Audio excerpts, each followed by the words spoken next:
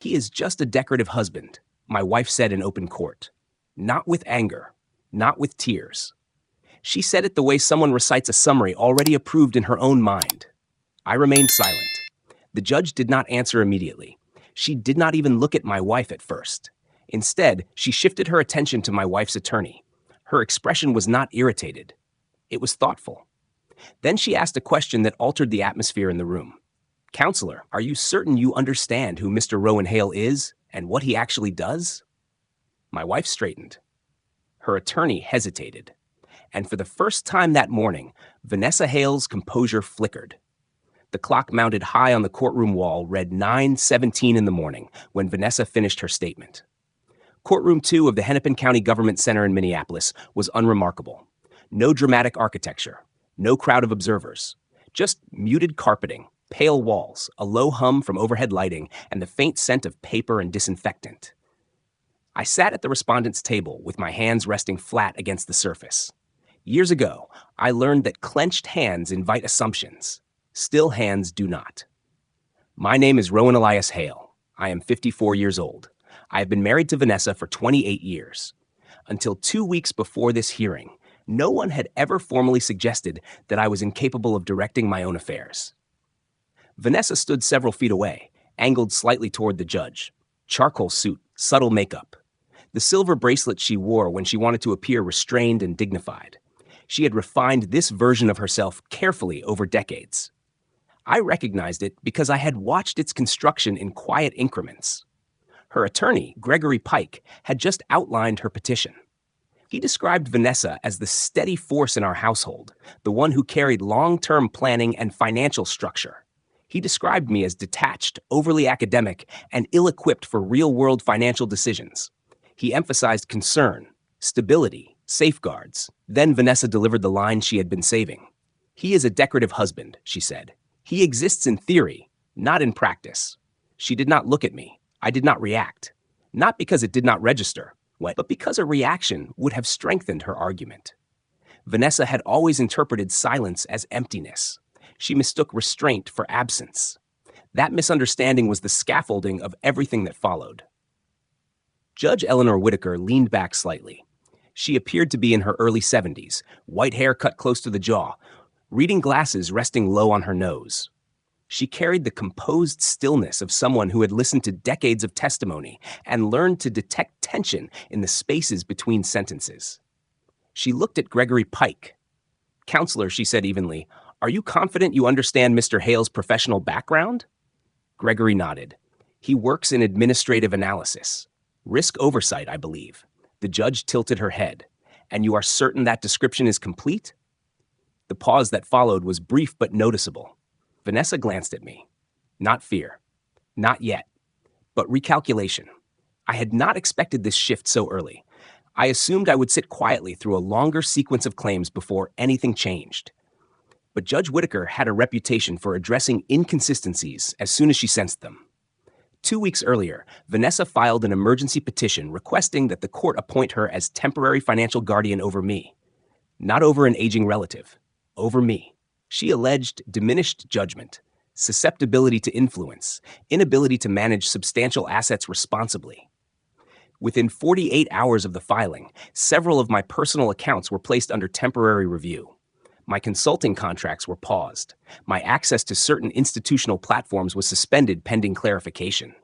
The word incompetent had not been spoken, but it hovered. I did not argue publicly. I did not contact extended family to defend myself. I reviewed documents. For most of my adult life, I have worked in forensic financial consulting. Quietly, I examine structural weaknesses inside corporate systems. I trace irregular transactions. I document patterns that others overlook. I rarely appear in court. My work supports litigation from behind the scenes. Vanessa often described it as spreadsheet drifting. 8 months earlier, my father, Malcolm Hale, suffered a moderate stroke.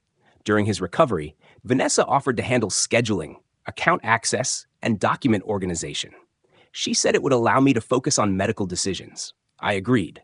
My father trusted her. Or perhaps he trusted the continuity of marriage. Authorizations were signed during rehabilitation fatigue. Access points shifted. Vanessa became the primary contact for several institutions that once corresponded directly with my father. He passed away 3 months later. 2 weeks after the memorial service, her petition arrived. Sitting in that courtroom while my wife described me as decorative, I felt something unexpected. Clarity. This was not spontaneous frustration. It was design. A design that required me to remain precisely as she had defined me. Quiet, distracted, harmless. She had never understood that observation does not require noise. Judge Whitaker tapped her pen lightly. "Mr. Hale," she said, "you have remained silent.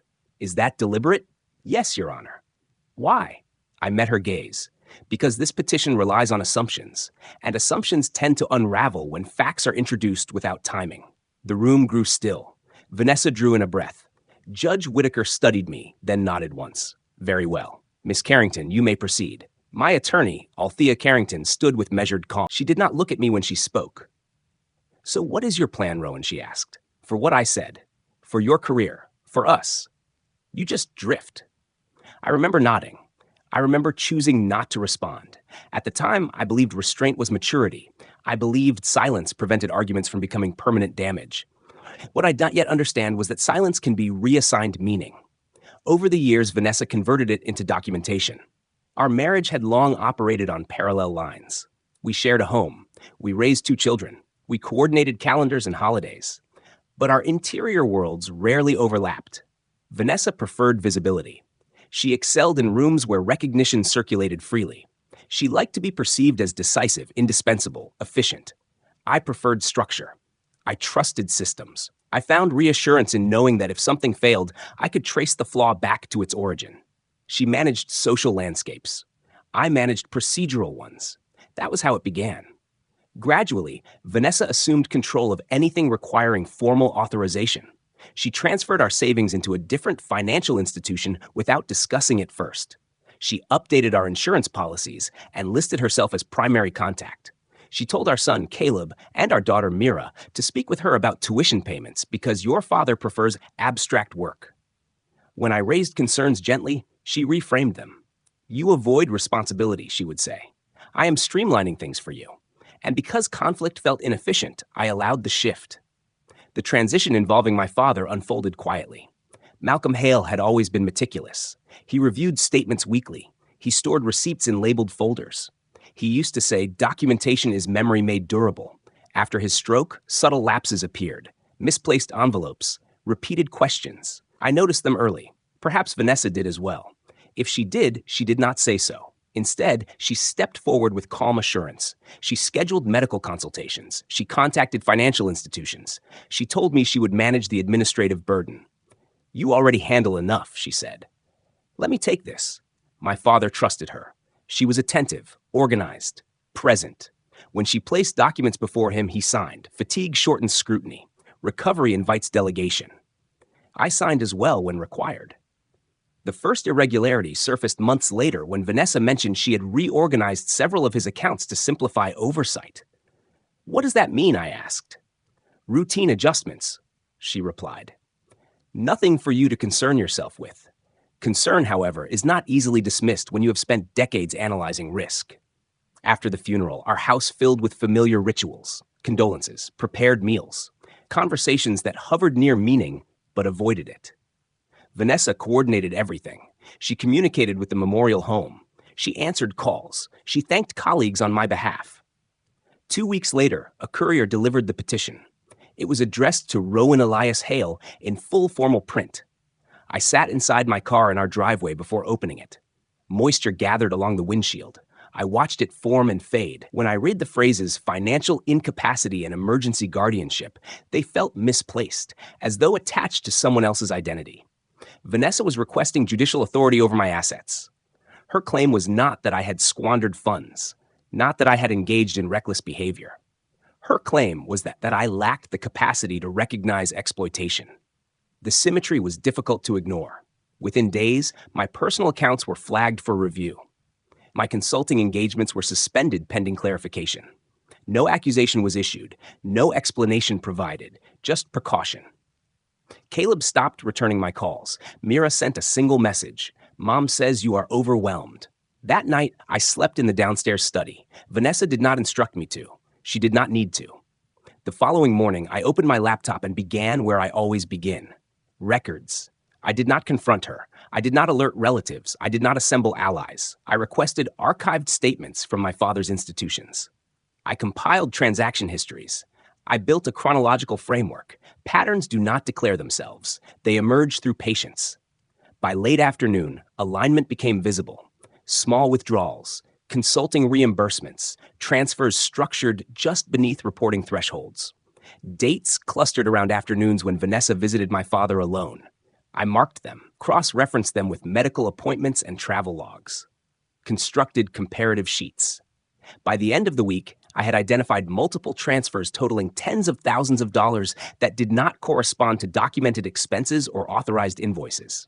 When I asked Vanessa about one transaction, I chose my tone carefully. "Can you clarify this transfer from March?" She smiled gently. "It was part of consolidating assets," she said. "Do not fixate on details." I have it managed. That was when the shift occurred internally. Not anger, not shock, recognition. Vanessa did not perceive herself as misappropriating funds. She perceived herself as correcting imbalance. In her mind, she had compensated for years of carrying visible responsibility. She believed entitlement justified adjustment. Most critically, she believed I would not notice. That assumption accompanied her into the courtroom. Silence, once interpreted as emptiness, becomes vulnerability when others construct narratives around it. Vanessa had built her petition on the premise that I possessed no counterweight. For several days after receiving the filing, I remained in our house, moving through rooms that felt temporarily assigned. Vanessa altered her behavior during that period. Not warmth, precision. She spoke in measured tones, as though volume might destabilize something delicate. She reminded me of appointments that did not exist. She offered to handle tasks I had not mentioned. She was establishing a record. So I waited. When I finally drove to my father's house, it was a muted Thursday morning, the kind of northern gray that flattens color and narrows contrast. The neighborhood in St. Paul appeared unchanged. Lawns trimmed, mailboxes upright, familiar facades carrying on without interruption. The steadiness felt almost accusatory. I unlocked the front door and stepped inside. Dust had settled in faint layers across the hallway table. The clock above the kitchen entry continued its slow rotation, unaware of ownership disputes or legal filings. Documentation is memory made. The neighborhood had not changed. The same brick houses lined the street. The same hedges trimmed to careful symmetry. The same sidewalks my father used to sweep every Saturday morning as if an unseen inspector might appear. I sat in the driveway longer than necessary, hands resting on the steering wheel. The house did not resemble a crime scene. It resembled a sentence interrupted. Inside, the air carried lavender and the dry scent of old paper. My father's scent. The living room was orderly but inhabited. A folded blanket draped over the sofa arm. Library books stacked with receipts marking pages. His reading glasses placed upside down exactly where he always left them. I went directly to the spare bedroom. He kept records in a 4-drawer metal cabinet, beige, ordinary, each drawer labeled in block lettering. Utilities, medical, banking, taxes. If something happens, you will know where to look, he had once told me. I opened every drawer. At first glance, nothing appeared irregular. Statements were present. Correspondence filed. Check copies aligned. But after sustained review, the details began to shift. Envelopes resealed. Statements slightly out of order. Gaps where original documents should have remained. I removed everything and arranged it chronologically across the bed. That was when I found the power of attorney. It was not concealed. It rested inside a folder marked legal, positioned neatly between older documents. My father's signature was authentic, uneven, consistent with the weeks following his stroke. The authority granted was extensive. Control over accounts, transfers, institutional communication. But the detail that held my attention was the date. It had been signed on a day his neurologist documented increased confusion, not incapacity, vulnerability, a condition subtle enough to pass formal scrutiny, significant enough to influence consent. I photographed the document and continued searching. The journal surfaced later. It was placed between 2 photo albums in the hallway closet. Brown leather, edges softened from years of handling, the kind of object chosen for endurance. The first entry was dated more than a year before his death. Vanessa called today, wants to help more. Sounds sincere. I hope she is. The entries were brief at first. Notes about appointments, mentions of fatigue, Vanessa bringing groceries, Vanessa asking about account access. Then the tone shifted. Foggy afternoon. Vanessa had papers. Said they would help her speak with the bank. I signed. Too tired to review. 2 weeks later. Clearer today. Looked again. It was power of attorney. Did not intend that. Embarrassed. Do not want to burden Rowan. My breathing tightened. The final entry was addressed directly to me. If you are reading this, something has shifted. I did not forget who you are. I know what you do. I trusted you to see what I could not. I remained seated on the closet floor for a long time, not grieving, not angry, absorbing. When I left, I carried copies. Originals remained untouched. Evidence retained strength when undisturbed. That afternoon, I contacted Althea Carrington. She did not react with outrage. She asked for dates, medical records, context. This is not a simple documentation issue, she said. It concerns influence during diminished clarity. That makes it worse, I replied. Yes, which is why precision matters. She explained the procedural reality. Adult Protective Services would evaluate vulnerability. Financial institutions would review activity patterns. Courts assess capacity along a spectrum, not a binary line. Vanessa's petition was not merely aggressive. It was precarious. If my father's vulnerability were established, every transaction executed under that authority would be examined. What outcome do you want? Althea asked. I considered the journal, the deliberate restraint in my father's handwriting. I want the structure to expose itself, I said. Without theatrics. Then we prepare, she answered. During the 2 weeks that followed, I behaved exactly as Vanessa expected. I did not accuse her. I did not alter routine visibly. During the preliminary deposition, I responded to questions succinctly. Describe your profession. Forensic financial consultant. Compliance and structural risk review. Nothing more. Vanessa observed remotely. I saw her expression ease as I declined to elaborate. She interpreted economy as limitation. Meanwhile, Althea moved deliberately. She requested transaction records through formal channels. Compliance officers identified clusters of transfers inconsistent with stated purposes. Adult Protective Services initiated an inquiry, not a charge, but an assessment. Independent mechanisms began turning. That mattered. Truth is more resilient when it does not depend on a single voice. The evening before the hearing, I returned to my father's house. I did not enter. I parked along the curb and watched the porch light illuminate the doorway. He had prepared quietly. He had not confronted. He had documented. In court the following morning, Vanessa spoke with confidence. Gregory Pike reinforced her narrative. I remained silent. When Judge Whitaker asked her question, when the air in the room sharpened slightly, I recognized the inflection point. Courtroom 2 did not grow louder. It grew attentive. The judge adjusted her glasses and turned toward Althea. Miss Carrington, you may proceed. Althea rose without flourish. She placed her hand lightly against the table. Your Honor, this petition asserts that Mr. Hale cannot identify financial exploitation. We will demonstrate that the opposite is accurate. The exploitation occurred because someone believed he would remain passive. She began with bank records. Projected transaction summaries appeared on the screen. Clusters of transfers aligned with specific dates. Each date corresponded to documented solo visits. Each transfer fell just beneath institutional reporting thresholds. Althea did not dramatize the data. She allowed sequence to establish meaning. Next, she introduced medical notes from my father's neurologist documenting cognitive fluctuation on the date the power of attorney was signed. Gregory Pike objected once. The judge overruled with measured restraint. Finally, Althea presented excerpts from the journal. Not all entries, only those directly relevant. The courtroom remained silent as she read the final passage aloud. If you are reading this, something has shifted. I trusted you to see what I could not. Vanessa's posture changed almost imperceptibly. Judge Whitaker leaned forward. Counselor, she said to Gregory, were you aware of these documents prior to filing? Gregory hesitated. No, Your Honor. The judge's expression did not harden. It clarified. The petition before this court presumes incapacity, she said. The materials introduced suggest analytical capacity and potential prior exploitation. That alters the framework substantially. She paused. This court will not grant emergency guardianship today. The room exhaled softly. Furthermore, she continued, the financial transactions identified will be referred for independent review. Vanessa did not look at me. For years, she had believed that silence signified absence.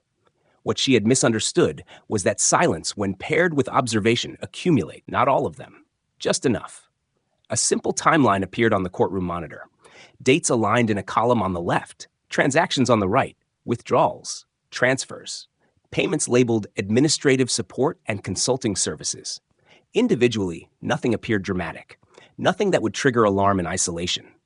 These transactions, Althea said, indicating the screen, occurred over a 10-month period. Each aligns with a documented visit by Mrs. Hale to Malcolm Hale's residence, not to a clinic, not to a financial institution, to the residence. Gregory Pike rose halfway from his chair. Objection. Overruled, Judge Whitaker said calmly. Proceed. Althea did not pause for effect.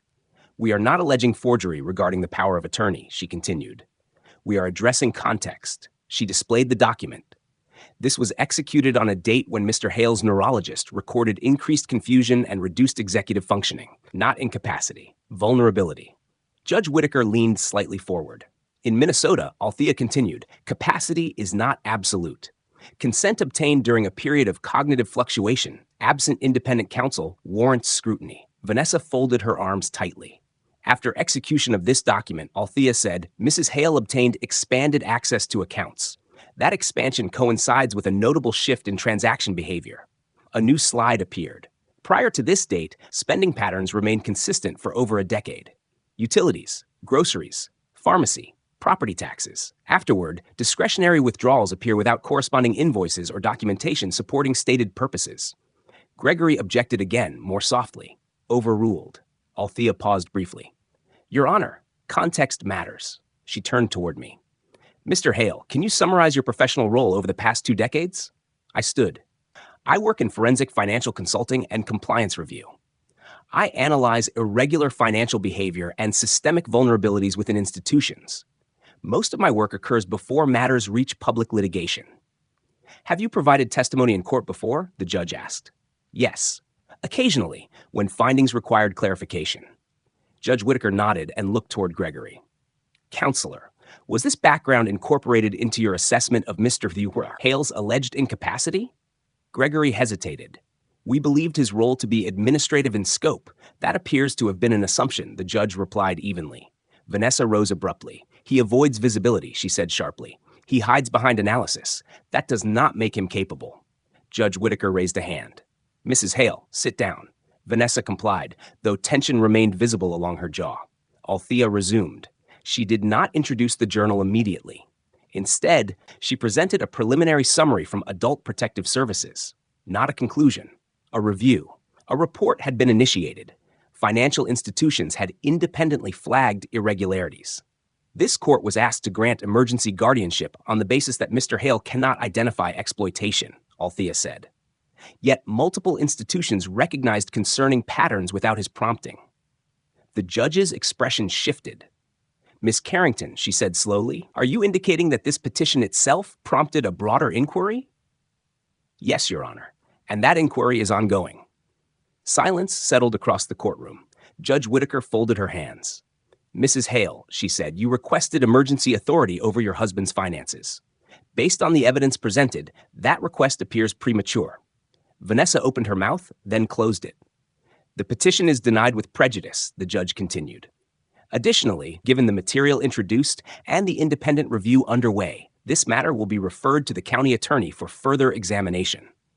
The words were delivered without emphasis, but they landed. Vanessa's shoulders lowered, not in remorse but in recalculation. The timeline had slipped beyond her control.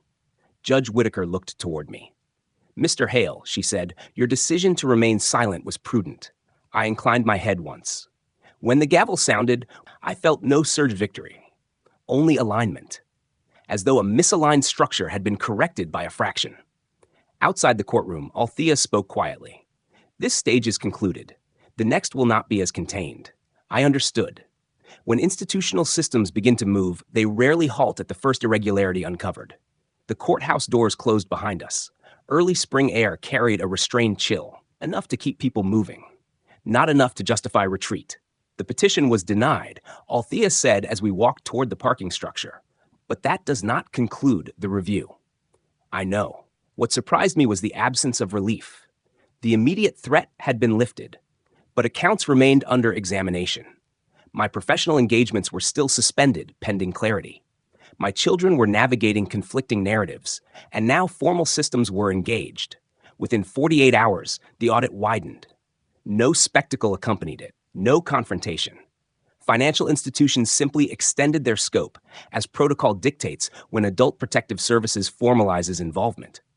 My father's accounts were examined alongside joint accounts Vanessa could access. Transaction histories were requested reaching back years rather than months. Patterns were compared across institutions. Althea called that evening. Protective Services is now formally documenting, she said. Not accusing. Documenting. That distinction matters. Will Vanessa be informed? Yes. Notification is procedural. Vanessa did not return home that night. Instead, she sent a message. We need to discuss what you did. You humiliated me. I did not respond. The following morning, my phone rang shortly before 8. Caleb. His voice was controlled, measured in the way people speak when they are trying not to align too quickly. Dad, he said, Mom told us the court misunderstood. She says you blindsided her. There was a pause. Did you? I considered my answer carefully. No, I said. I responded. Another pause. Is this about Grandpa's money? It is about documentation, I replied. And timing, he exhaled. Mom says you are trying to ruin her. I looked out the kitchen window. Light filtered across the table where Vanessa once sorted mail. Systems are reviewing transactions, I said. That review would have happened eventually. Caleb was quiet. Are you okay? Yes. That was not entirely accurate. But accuracy in emotional description was not the priority. Later that afternoon, an investigator from Protective Services contacted me to confirm receipt of documents. The tone was professional, neutral. We are assessing patterns, she said. No conclusions have been reached. I understood the language. It was procedural, measured, necessary. That evening, Vanessa returned briefly to collect belongings. She moved through the house without speaking to me. Drawers opened, suitcases zipped. At the doorway, she paused. You always preferred to watch, she said. Now, watch what happens. I met her gaze. I have been watching for years, I replied quietly. She left without another word. In the days that followed, requests for documentation increased. Financial institutions asked clarifying questions. My employer requested updated disclosures.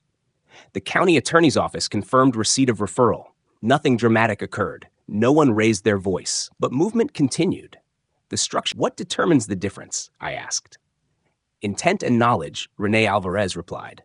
Whether authority was used within its lawful scope or exceeded, whether representations made to financial institutions were accurate, whether vulnerability was leveraged knowingly. Her tone was direct but not theatrical. We are still reviewing documentation, she continued. That includes bank records, medical assessments, communications, and testimony. This is not fast work. I nodded. It should not be. Renee regarded me for a moment. You understand that if charges are filed, the process becomes public. Yes, and your children will likely be contacted formally. I know. She closed the folder in front of her. We are not there yet, she said, but we are moving in that direction. When we left the building, the air felt heavier than it had that morning. Not because anything new had been decided, but because the trajectory had solidified. In the car, Althea remained quiet for several blocks. You asked the right question, she said finally. I am not interested in punishment, I replied. I am interested in accuracy. Sometimes those overlap, she said. Back at the house, I found an envelope on the kitchen table. Vanessa's handwriting. Inside was a single page. You are destroying this family to prove a point. No greeting, no signature. I folded the paper and placed it in a drawer. Later that evening, Caleb called again.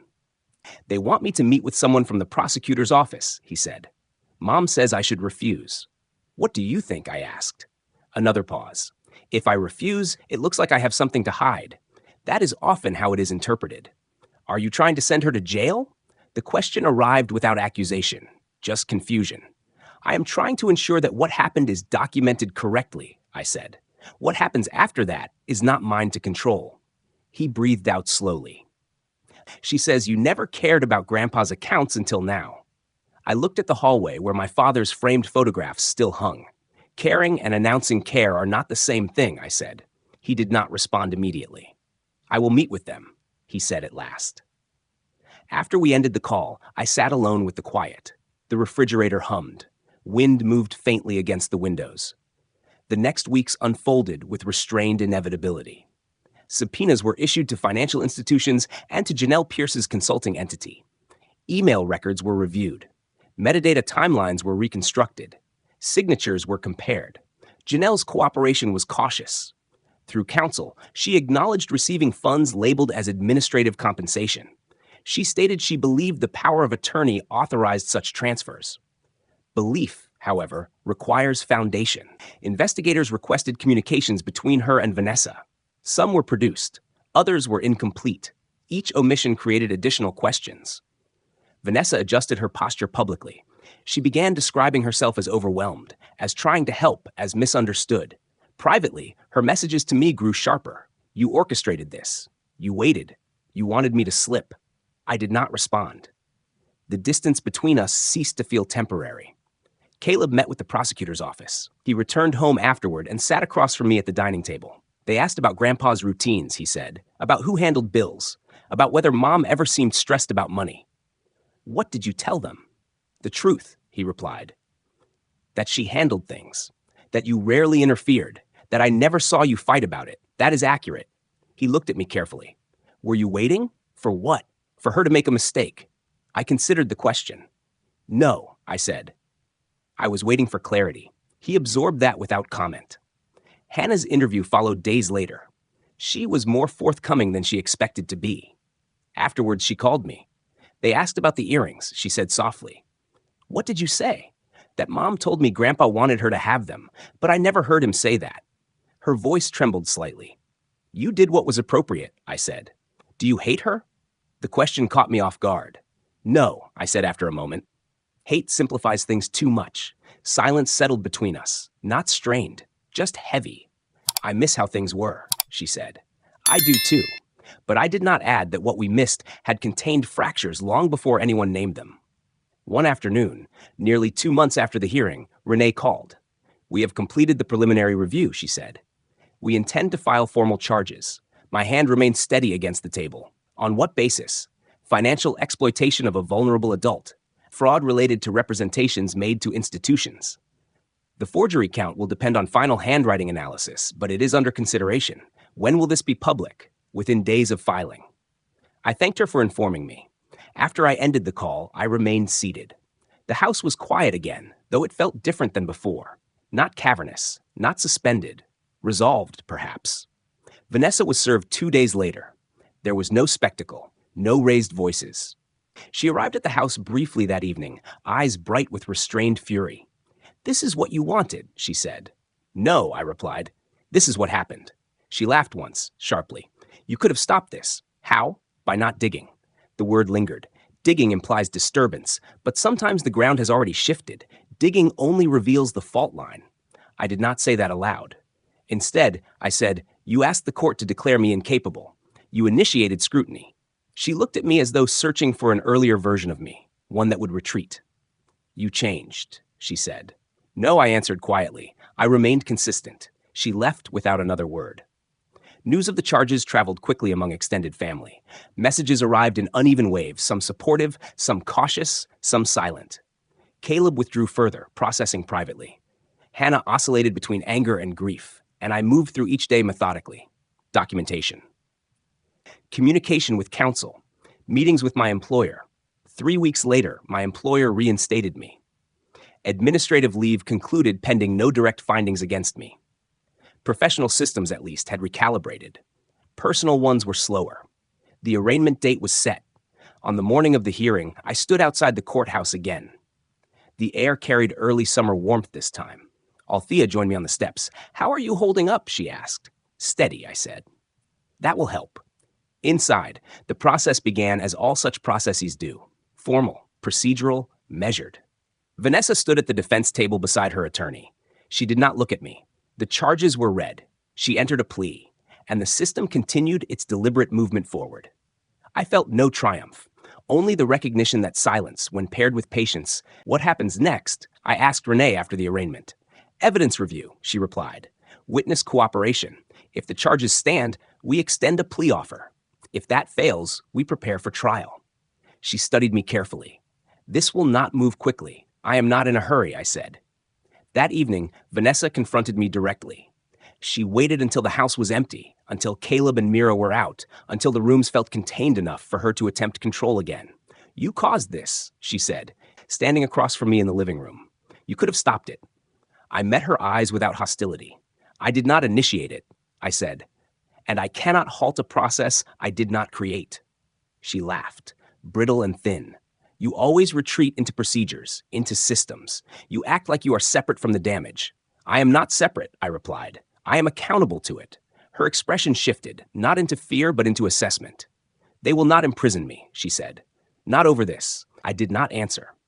2 weeks later, formal charges were filed. The indictment listed counts under Minnesota law related to financial exploitation of a vulnerable adult and fraudulent documentation. Not the most severe available. Not symbolic either. Sufficient. There was no spectacle. Vanessa surrendered voluntarily through counsel. Gregory Pike withdrew from representation the next day. Negotiations extended across months. Vanessa rejected the first plea offer, then the second. She insisted on interpretations that the documentation did not support. She cited stress. She cited marital strain. She cited misunderstanding.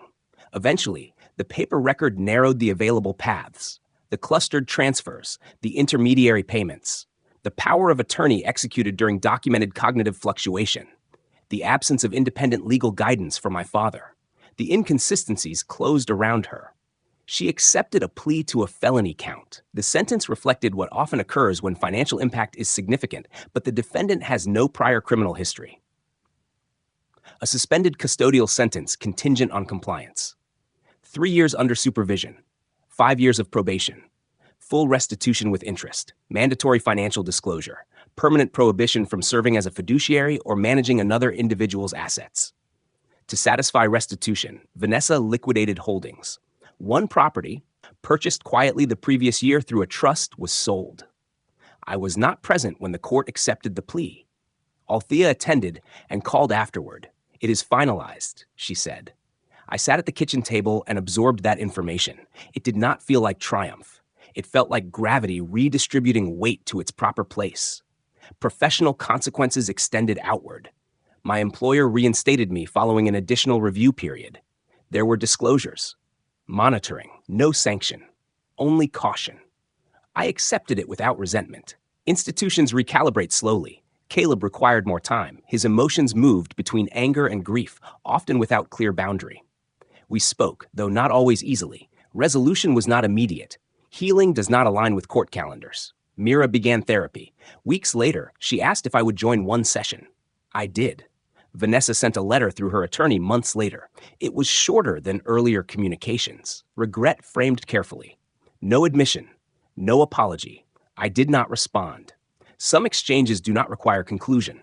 They require space. One evening, long after the legal filings had ceased, I opened my father's journal again. If you are reading this, it means you did not look away. I closed the cover slowly. The institutions had rendered their findings. Now the responsibility shifted to living with them. The first morning I woke fully aware that the case was over. Nothing felt dramatic. No surge of relief. No celebratory clarity. Just quiet. It was early. Not yet 6. The house held a stillness that once unsettled me. This time, it felt stable. The plea had been entered weeks earlier, restitution schedules approved, probation terms established. Vanessa was no longer contesting, not because she had embraced responsibility, but because further resistance offered no advantage. Justice rarely announces itself loudly. It settles. Financial consequences unfolded gradually. Legal fees accumulated, audits incurred costs, restitution payments were structured across time. Ordered funds do not restore immediacy. In late autumn, I sold my father's house in St. Paul, not out of impatience, out of practicality. Holding it would have meant preserving a chapter already fulfilled. On the final day before closing, I walked through the empty rooms. The house echoed, not with memory, but with vacancy. In the kitchen, I paused where he once reviewed statements each Sunday morning. 2 sugars in his coffee. A small notebook opened beside him. I placed the journal on the counter briefly. I did not look away, I said quietly. Then I locked the door. Work resumed fully over the following months. Additional oversight remained in place. Periodic disclosures continued. A reminder that trust, once strained by proximity to controversy, requires reinforcement. I operated as I always had, consistently. Caleb's turning point arrived unexpectedly. He called one evening and asked if I still had the old recipe box from his grandfather's kitchen. "I found something," he said. He came over that weekend carrying a folded notice, a bank communication from years earlier, addressed to my father, forwarded to Vanessa's email, never mentioned. "I found it in Mom's archived files," he said quietly. She never explained it. His hands trembled slightly as he held the paper. "You do not have to repair this," I told him. "I know," he said. "I just needed you to know that I see it now." That was enough. Mira's recovery followed a different rhythm. Therapy gave her language. Distance gave her perspective. She learned that affection does not require justification of behavior. Watching her understand that reshaped something in me as well. Vanessa complied with court mandates. She attended required sessions. She made restitution payments. She adhered to probation terms. But remorse requires introspection, and introspection cannot be mandated. I stopped anticipating it. Months later, a final letter arrived from the clerk's office confirming that restitution was complete and that my father's estate was formally closed. That chapter ended. I sat alone at the table that evening. No files, no spreadsheets, no legal summaries, just a cup of coffee and the quiet I once misunderstood. I thought about the word decorative, how casually it had been spoken, how confidently it had been assumed. Silence does not equal ignorance. Calm does not equal weakness, and being underestimated only becomes dangerous if you accept the definition. Vanessa believed my quiet made me invisible. She believed documentation could be rearranged without consequence. She forgot that records persist. Paper retains memory. I did not raise my voice. I did not stage confrontation. I remained attentive, and in time that was enough. The house is still quiet some mornings, but it no longer feels like something waiting to fracture. It feels stable. Not because nothing broke. If this story made you think, I would love to hear your perspective. Have you ever been underestimated or dismissed by someone who thought you were not paying attention? Share your thoughts in the comments.